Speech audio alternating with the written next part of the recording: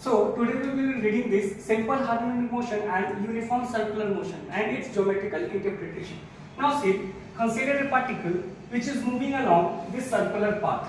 This is x, y, x dash and y dash. Okay. Now when the particle moves from x to y, its projection will move from. Now see, when the particle moves from x to y, its projection will move from 0 to y. Similarly, when the particle moves from y to x, x dash, its projection will move from, when the particle moves from y to x dash, its projection will move from y to o. Similarly, the particle is moving from x dash to y dash, its projection will move from 0 to y dash.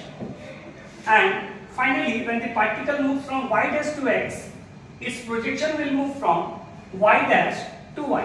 So we can see that when the particle is doing uniform circular motion, its projection is moving from 0 to y, y to 0, 0 to y dash and y dash to 0. Such kind of to and from motion of a particle about its mean position is known as what? SHM. So we can define SHM as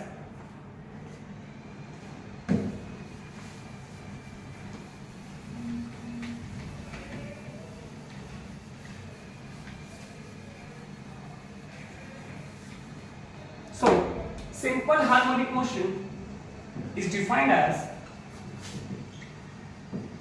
the projection of uniform circular motion on any diameter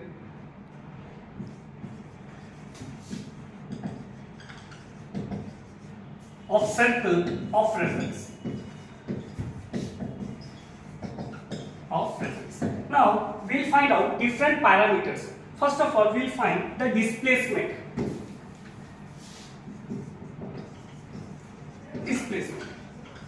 Now look at the triangle OPM.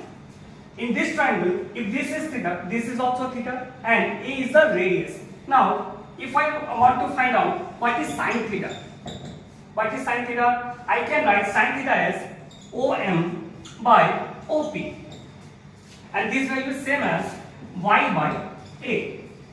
So y is equal to, this is where A is the radius, I will write here A is the radius. Now y is equal to A sin theta. Calculate the displacement. For calculation of displacement, we can see in the triangle OPM, we can write sin theta as OM by OP. So this is same as y by A. So I can write y displacement is equal to A sin theta.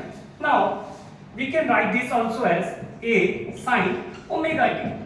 So what is my displacement equation? Y is equal to A sin omega into t, where omega is known as angular frequency. Clear? Now second factor we'll calculate is velocity. Now how to find the velocity? If I know the displacement, then I have to differentiate this. So velocity is equal to dy by dt. Now just differentiate this function with respect to time. So this will be A cos omega t into omega. So I can write this as velocity is equal to A omega cos omega into t. Now I will check how velocity varies with at the mean position and at the extreme position.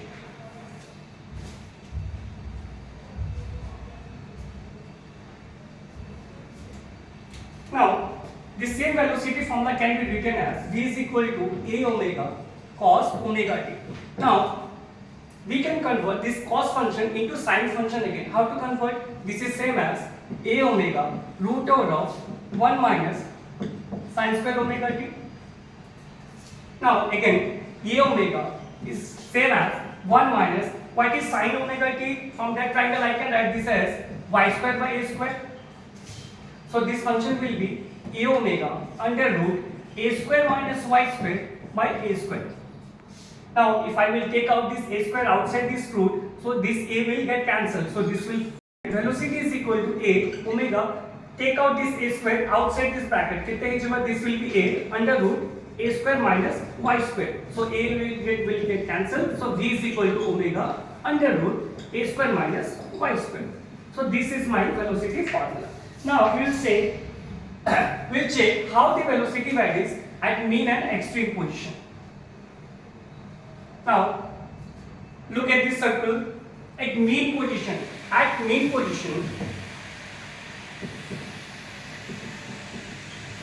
y is equal to 0. So if y is equal to 0, my velocity will be omega into a, which is the maximum value.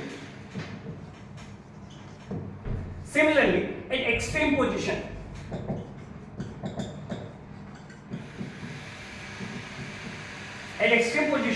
y is equal to 8, that is the radius. So if I put y equal to 8, v will be 0, and this is the minimum value. So what I can say is, at my mean position, velocity is maximum. At my extreme position, velocity is minimum. So when the particle moves from mean position to extreme position, its velocity goes on decreasing. Again, when the particle starts moving from extreme position towards the mean position, its velocity again increases. Okay.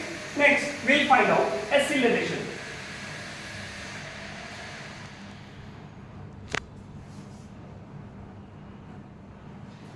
Now, how to find acceleration? First of all, we had displacement equation as a sine omega into t, and velocity was a omega cos omega t. How to find acceleration? Acceleration is equal to dv by dt.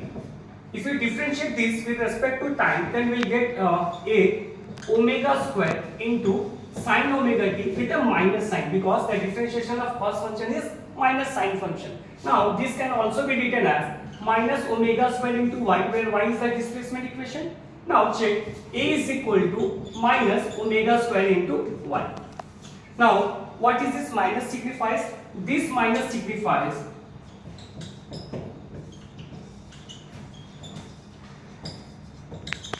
that the acceleration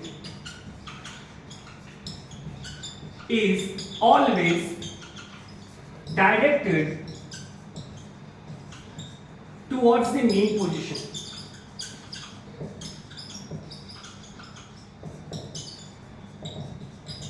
Acceleration is always directed towards the mean position. Now, similarly, we can find out a different acceleration at different position. For example, at mean position. At mean position, can I put y is equal to 0? So if I put y equal to 0, what will my acceleration? Acceleration will be 0. And at extreme position, this is my minimum value also. At extreme position, y is equal to a. So my acceleration will be, don't get confused, this is my acceleration. And so at extreme position, acceleration will be minus omega square into a, where this is my amplitude, maximum amplitude.